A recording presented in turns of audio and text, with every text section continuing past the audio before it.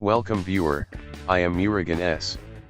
This video tutorial describes how to disable installation of removable devices in Windows 10. Type Group Policy in Windows search bar. Click Edit Group Policy. Click Computer Configuration. Click and expand Administrative Templates.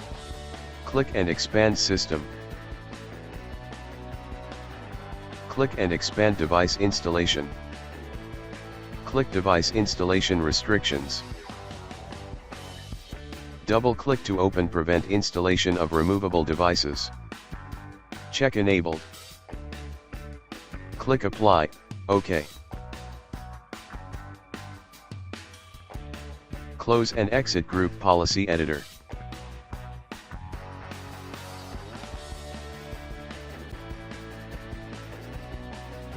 Restart computer. I hope this video tutorial helps to you. Please like, share and don't forget to subscribe my channel. Thank you very much. See you next video.